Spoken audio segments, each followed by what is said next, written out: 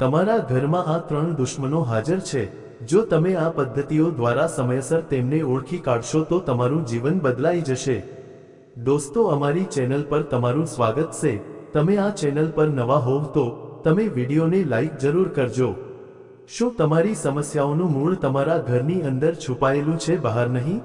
ચાણક્ય નીતિ અનુસાર આંધળો આસક્તિ, અહંકાર અને આળસ આ 3 દુશ્મનો ઘણીવાર આપણા પોતાના ઘરમાં રહે છે। તેમને કેવી રીતે ઓળખવા અને તેમનાથી કેવી રીતે બચવું તે જાણો અને તમારા જીવનને સફળ અને શાંતિપૂર્ણ બનાવો। ઘણી વખત લોકો પોતાના જીવનની સમસ્યાઓ માટે બહારના લોકોને દોષી ઠેરવે છે, જેમ કે પડોશીઓ, ઓફિસના લોકો કે સમાજ, પરંતુ ઘણી વખત દુશ્મન આપણા ઘરની અંદર હાજર હોય છે, જેને આપણે ઓળખી શકતા નથી। મહાન રણનીતિકાર ચાણક્ય પણ આ માનતા હતા। તેમના મતે વાસ્તવિક દુશ્મનો આપણી ખૂબ નજીક, ઘરની અંદર, મનની અંદર છુપાયેલા હોય છે, અને જ્યાં સુધી આપણે તેમને ઓળખી ન લઈએ ત્યાં સુધી શાંતિ, સફળતા અને આત્મસંતોષ દૂર રહે છે। આજે આ લેખમાં આપણે જાણીશું કે ઘરમાં છુપાયેલો વાસ્તવિક દુશ્મન કોણ છે અને આપણે તેને કેવી રીતે ઓળખી શકીએ। ચાણક્ય કહે છે, અતિ સ્નેહ પાપાય ભવતી, એટલે કે અતિશય પ્રેમ ઘણીવાર દુઃખનું કારણ બને છે। ઘણી વખત આપણે આપણા પરિવારના કોઈ સભ્ય પ્રત્યે એટલા લાગણીશીલ બની જઈએ છીએ કે આપણને તેના દોષો પણ દેખાતા નથી।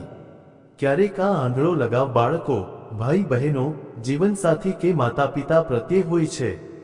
આ લગાવને કારણે આપણે ભૂલોને અવગણીએ છીએ અને પોતે જ નુકસાન સહન કરીએ છીએ। જ્યારે લગાવ વિવેક બુદ્ધિ પર કાબૂ મેળવે છે ત્યારે તે દુશ્મન બની જાય છે।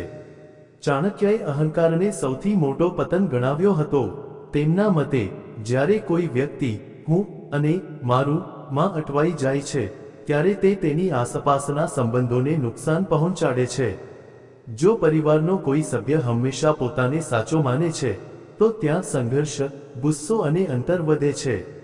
ચાણક્ય કહે છે, આળસ એ માનવ શરીરમાં રહેતો સૌથી મોટો દુશ્મન છે। આ દુશ્મન ઘરના કોઈ ખૂણામાં શાંતિથી બેઠો છે, જે મુલતવી રાખે છે, તેને આવતીકાલ માટે છોડી દે છે, પોતાની જાતથી દૂર ભાગી જાય છે, ફક્ત પોતાને જ નહીં પણ આખા પરિવારના વિકાસમાં પણ અવરોધ ઊભો કરે છે।